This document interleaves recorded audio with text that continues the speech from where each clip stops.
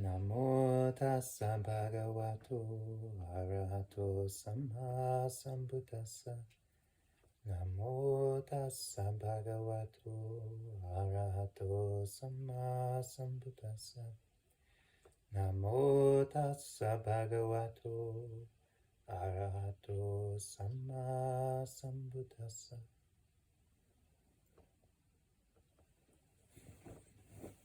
Right, figuring out the little technical issues, welcome. So we're beginning a day of practice. And so it's really your day of practice.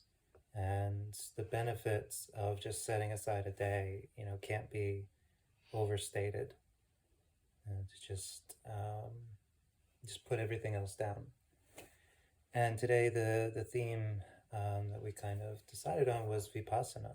So I throw out the word Vipassana, and it's a noticeable, it's a memorable word, right? You've heard Vipassana, everybody nods. I've heard the word before, but then I say, okay, so what is it? And that's what we're stuck with. We know it's important. We know we're supposed to be doing it, but it's hard to define. And even as Buddhist monk, well versed in the scriptures, it took some time to kind of figure out how to even talk about it, because in a way it's so broad, and that is it never is like clearly defined. It's not like it's like right view. You can say, well, right view is view of the Four Noble Truths. Say, what is right effort? Well, the effort to restrain what is unwholesome and to cultivate what is wholesome. Yeah, we can define those, but what is Vipassana? Well, we don't even really have an agreement over what word to use. Now, part of the reason we've heard the Pali word is where there are a lot of traditions, insight traditions. Yeah, and I think that they're using the word insight for Vipassana. But a better translation that's coming up is maybe more discernment. Yeah, so we can sort of miss the nuance of what it is if we don't just stop right away and pull the word apart. So Vipassana has three parts, and the first is the prefix vi, and whenever that's at the beginning of a word in Pali, it has a connotation of separating or distinguishing or making distinct. And then you have passana, which is the verb to see. And the final na at the end is a grammatical form. So this is not necessarily a verb, but it's not necessarily like a noun. It's not necessarily something in the past. It's sort of like, what do you say, a participle or something. It's like the doing of a verb sometimes is both a doing and the result at the same time. And that's what we get with Vipassana. It's the act of seeing clearly and what comes about from seeing clearly. And this is Vipassana. So discernment, the ability to discern, means to look at something and to be able to distinguish the differences between things. And that's actually something we do a lot in Buddhist practice. So part of the reason the word Vipassana has gotten to be so ubiquitous is because, it's not because of the Buddha necessarily. The Buddha did use the word, but in the centuries following the Buddha, something the Buddha had said really stuck with people and was easy to explain. And it was this difference between samatha, or serenity, and vipassana, or discernment. And these were considered to be the two aspects of the practice. And in one of the very, few instances where the Buddha uses the word vipassana, he talks about serenity and insight. And he said you might cultivate serenity of mind and then develop discernment. Or you might develop discernment of mind and then develop serenity. Or you might develop them in tandem. And this really stuck with people. This is so obvious. Sometimes we're sitting down and we're following the breath, right? and we're trying to let go of all of these things that are floating in our mind, and something's coming up and we're like, no, no, no, no, let it go. And then something else comes up and we're like, oh, no, no, it's okay, we're relaxing. And this is samatha, this is serenity. But then sometimes something comes up in the mind and we're like, what are you? Where did you come from? Why do you keep coming up? And this is vipassana. We want to actually look at it and be like, okay, I could just sit here and just keep, getting, but if you're coming up again and again, maybe there's a pattern here. Maybe there's substance here. Maybe, I can figure out what's going on. And this is a much more active part of the mind. Just following our breath will not develop our wisdom, will not develop our discernment. Very, again, one of these rare instances of the word vipassana, but not even necessarily in this context. The Buddha is describing the gradual training, which is, you're practicing sila, morality, practicing mindfulness. Then you get to samadhi, the apex of samatha practices. You get your mind completely concentrated. And then the Buddha says, and then you start to do vipassana. He uses this simile, this image of a mountain lake. And he said a mountain lake that isn't disturbed by the winds from any directions, becomes cool, becomes clear, becomes still. And when it's still, you can see to the bottom and you can see these are pebbles, this is mud, these are plants, these are fish. And so this is the interplay of serenity and insight. Serenity is calming the waters so that you can see and our mind gets stirred up. But then once it's calm, you're actually looking and you're saying, well, there's this, and then there's this, and then there's this. The ability to distinguish between them is important. And it's important especially because it doesn't happen on its own. It's our nature and the nature of our mind, there is ignorance. Ignorance has us assuming that things are together. They're related, they're stuck together, they're a thing. Yeah. Discernment is what lets us see that, is what lets us pull that apart. We want them to be all a thing because it's easy. We can say, this is a thing, this is my thing, this is always going to be my thing, you can't have it. This is what ignorance allows us to do. Discernment kind of pulls all that apart. It's like, this is a thing, but it's not my thing. When you're holding it, it's your thing. When it's on the shelf in the store, it's neither of our things. Yeah. When it gets a hole in it and stops making such a beautiful sound, we throw it out.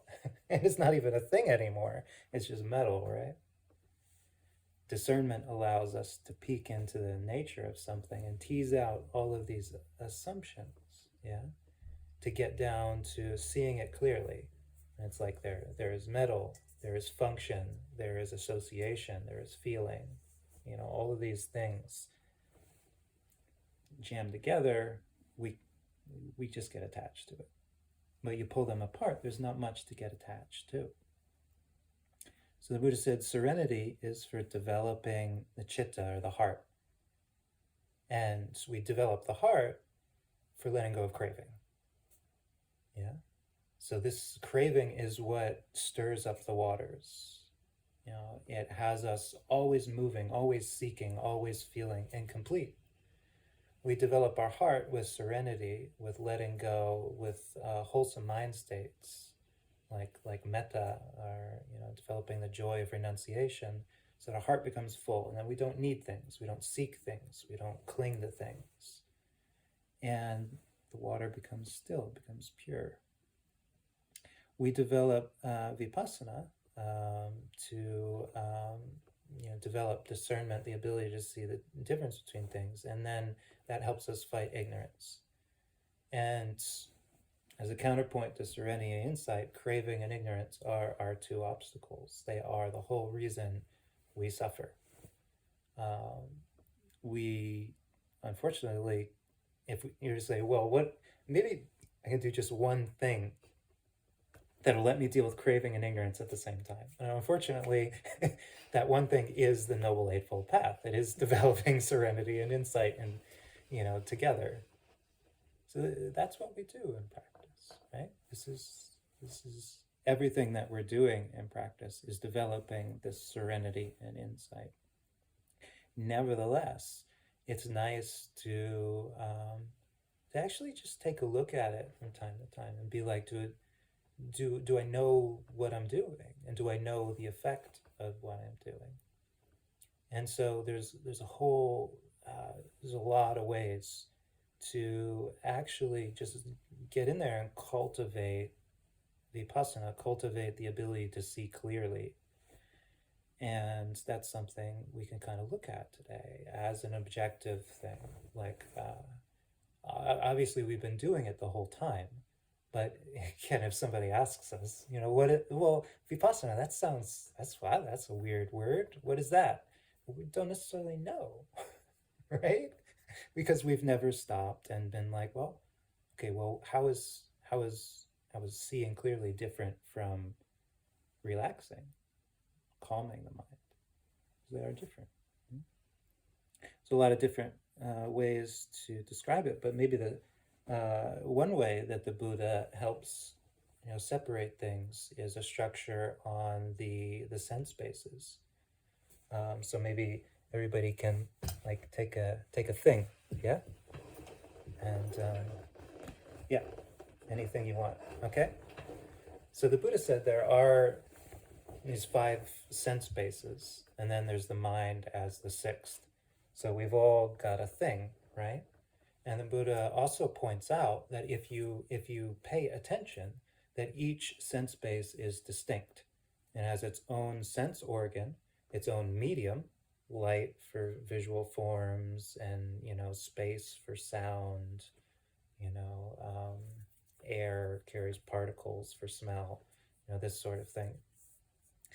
But that they're not happening at the same time. We don't notice that because the mind is so good at moving between the sense bases and then trying to build a mental object.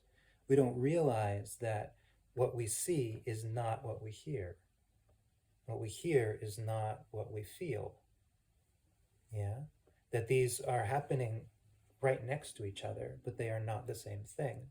And that you can never hear the visual form.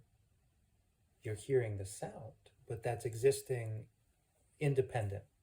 So you take the object, yeah, and hold the object out in front of you and see if you can just see it.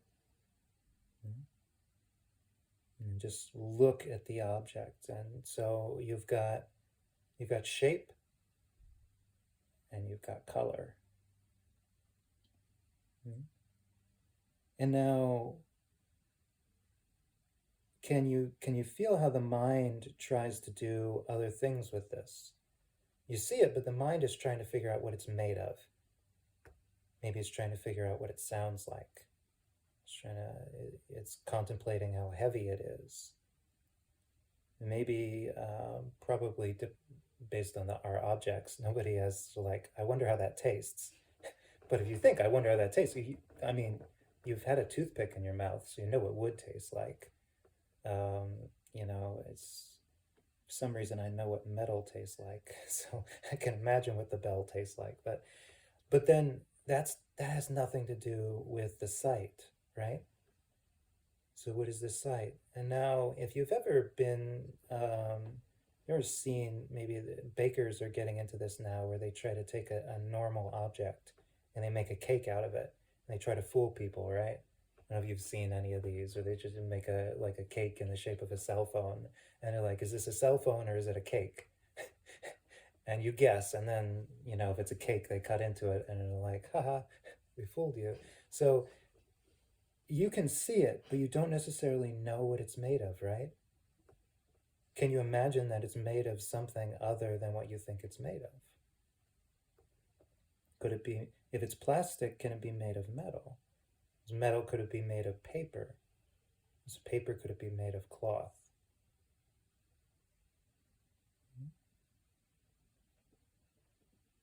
So now take the object and put it next to your ear so that you can't see it.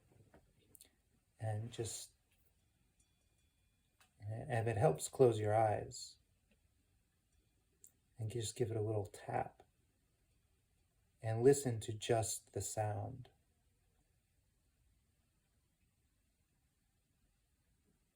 What is the sound of that material? Does it rattle if you wiggle it? If you rub your finger across it, is the sound different? Now, what is the sound of something that is rough?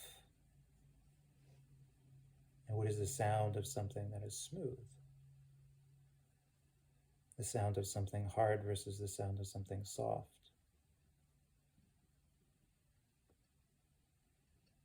You see, there's a lot of texture there, but it's only when we shut off the other senses that we can realize how much data is there.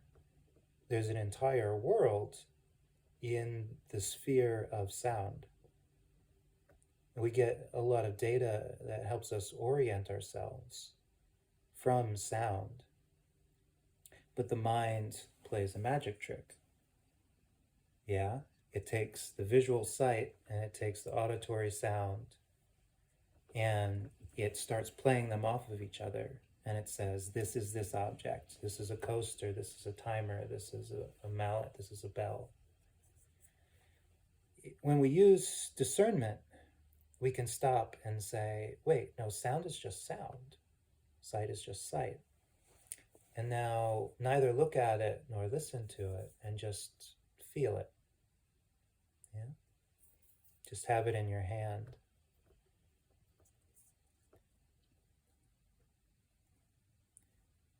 Can you figure out the shape of it from just putting one finger on it? No, right? You have no idea. You can determine if it's hard, if it's soft, if it's rough or it's smooth, if it's hot or it's cold. You can't tell its shape from one point of contact. So now you maybe put your fingers on different parts of it. You can start to discern something about direction, rigidity, structure. But do you have to avert your mind to a picture to figure out what it is you've got in your hand? Yeah. Is there a way to just rest with the reality of the thing at the sense base of touch? And what would that be like? Maybe it would be something like you have really no idea what this thing is for. Yeah? Maybe you stop even being able to think of it as a thing, as an object, as a tool. But yet, you can just appreciate it as it is. This is hard. It's got a convex, surface. And maybe that becomes enough. Okay, and we can put down our thing so that we don't develop too much craving for our thing. Thank you. So this is one example, and I don't know if that brought up any memories, but you've probably done this in meditation, right? The cat was bouncing around. She was in the litter box, yeah? You heard the scritching and scratching. Now, when you heard the scritching and scratching, the first thing you might think of is like sand on a beach. And you're like, well, we're not on the beach, right? So then your mind is trying to cycle through like, what could that sound be? And then maybe you realize a litter box, and maybe you start thinking, it's like, well, is this going to smell? Is there something I should be prepared for? Now, your mind is playing all of these sense bases, and it's doing this game, and all along the way, it's generating feeling, right? There's the what is that? That doesn't feel so good, not knowing. So it drives you to try to figure it out. Then you figure it out and it feels good. You're like, oh, I recognize that. It's like those pictures where you're zoomed in on like an orange and all you see is like the surface of the moon, but the color is all wrong. And then they show you what it is zoomed out. You're like, oh, it was an orange. The second you figure out it's an orange, it feels good. You're like, aha, and then you realize it's a litter box, and you're like, maybe it doesn't feel so good anymore. You're like, oh, huh. And it gets you thinking. But we do this in meditation, right? There's a dog barking outside, and we think that's a dog barking. And as soon as we notice it, it's like that dog barking. And then we think that's the neighbor's dog barking that they don't take care of, and they just let bark all night. And that's really upsetting, and I wish they wouldn't do that, and I wish I could go over there, or maybe I can call the cops, because there's, is a noise ordinance or something. And our mind goes through these patterns. So is it serenity or insight when you notice you're doing this and you put on the brakes? Well, it's kind of both. But you see that in order to be able to apply the brakes and to let this go, you will have had to have looked at that experience. You will have had to take the sound, the way, the memory, the association, what the sound is, the way it makes you feel, and the thoughts that come up. And you will have had to pull them apart. You have to realize the sound is not the feeling. I'm getting angry, but it's not the sound's fault. The sound is its own thing. And the sound is not even the dog, right? Right? We don't know for sure, if we're not looking at it, that sound is coming from that dog. We could find out later it was just a dog from down the street that came up and started barking at something. And then we'd feel silly because we were ready to call the cops on our neighbor, right? But we didn't know. It's just a sound. But then the feeling comes up, and then the label, is the label even accurate? And then we have all of the thoughts that start bubbling to the surface. Now, if we separate them, we might see that the sound doesn't have to make me feel a certain way. The label might not be appropriate. Maybe we leave the label off. Well, then we have a sound, and whether or not we like it. Does that generate the same kind of thoughts? When we think it's the neighbor's dog, we have a certain quality of thoughts. But these, we can already see, are based in ignorance. This belongs to the neighbor. This means the neighbor is not doing what they're supposed to do. Yeah? There's a lot of jamming things together there. We tease that apart and we say, it's okay, well, it is the neighbor's dog. It doesn't mean the neighbor's not doing something at the moment. We start teasing that apart. Suddenly, all of the basis for our angry thoughts is being pulled apart. So our angry thoughts are having trouble landing on anything. Yeah? And as our angry thoughts, aren't able to latch on to things, then does the anger start to dissipate? So we look and we pull things apart. And this is the active part of Vipassana. But once we have, if we've ever taken the time to pull them apart, then we have sort of the result. We have the passive, the result part of Vipassana, which is we see the situation clearly. The sound comes up, we know it's the dog. We're like, oh, that silly dog. We know we could get angry, but we decide not to. Something comes up, we let it go. Now we have the quality of serenity being supported. And as I was saying, this is one of the images that's used is like two hands that wash each other. Serenity and insight are both working together. And this is why the Buddha says you can cultivate one and then cultivate the other, or you can just cultivate them in tandem. But you've got to kind of do them both. Because if you're never just letting things settle, letting things go, then you won't see things clearly. Yeah?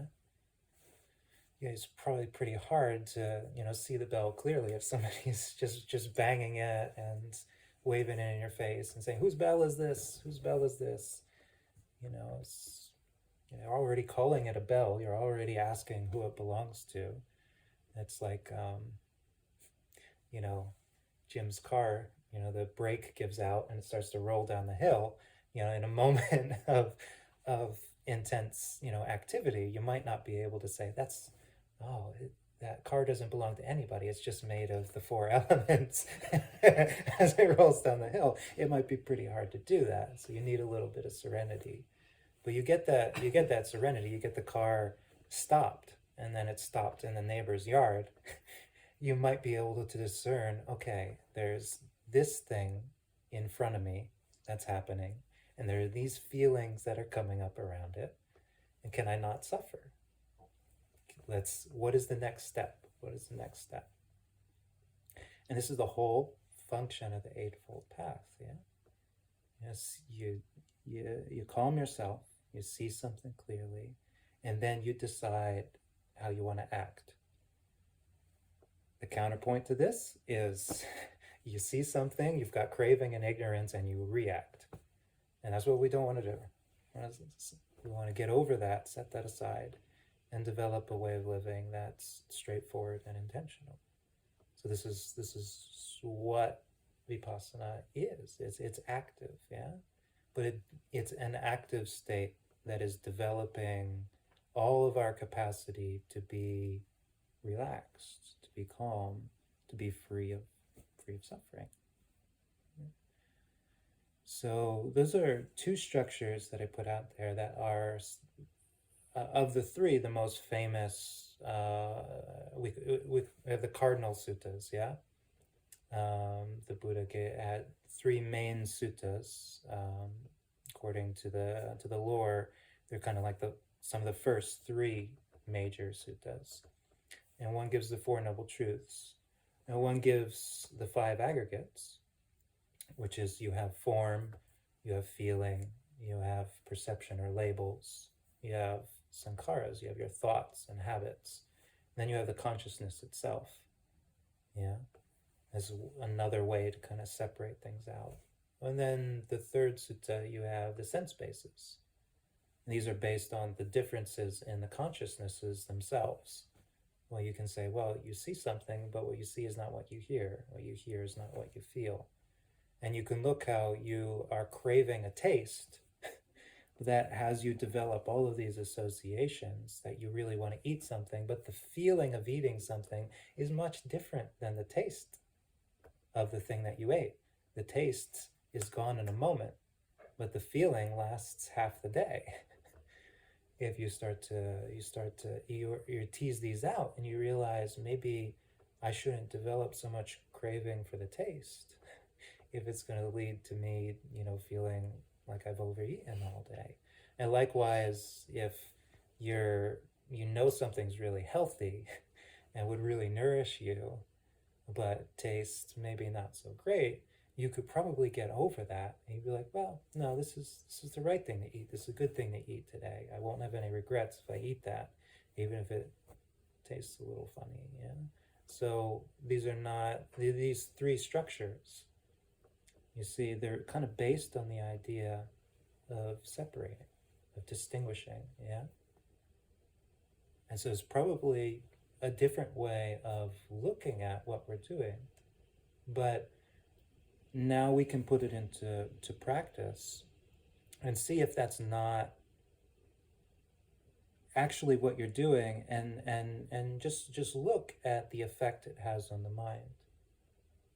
So just take something that you feel like it's a thing.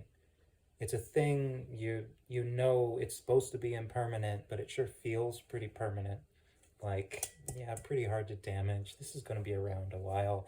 I'll take it with me wherever I go. It's super useful. I'm always going to have it. Yeah, I'll pass it on to my little monk children, and they'll pass it on to their little monk children, and it'll last for centuries. And take something like that and start separating it out.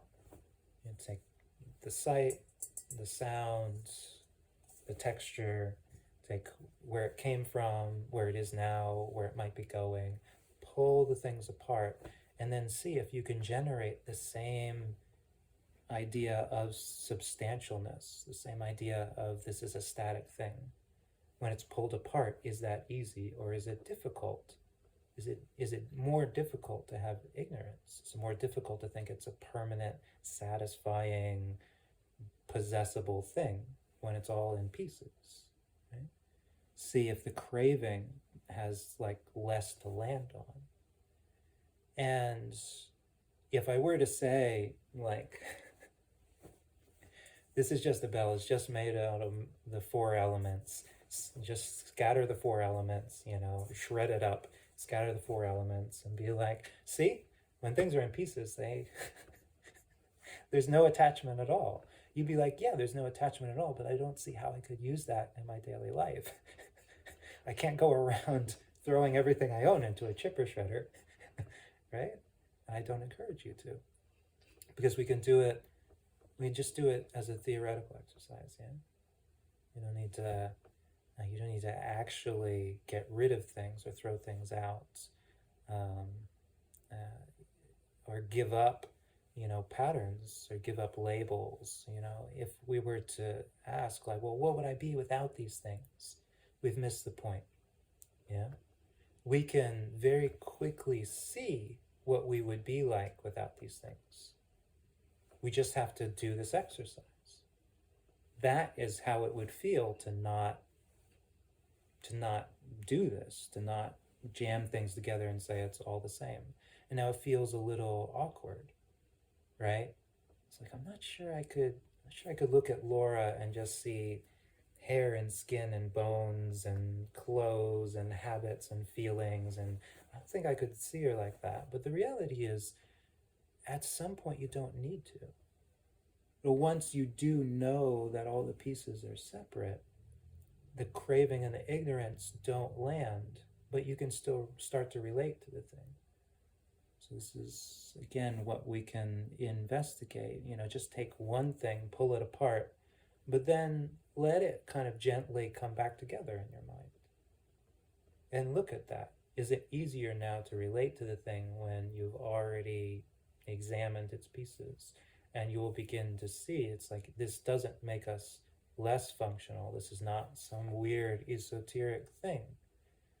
We're going to go back to being able to, it's like, yeah, it's not a conglomeration of the 4 great elements. It's a meditation timer. Yeah, it buzzes. We know what things are, but we also know the reality of it at the same time. It takes no effort once we've done that. Yeah? These are some thoughts. Yeah. So get the things stirring, and now let's do some. We'll do some walking. We'll come back at 11:15, and we can sit together then until lunch.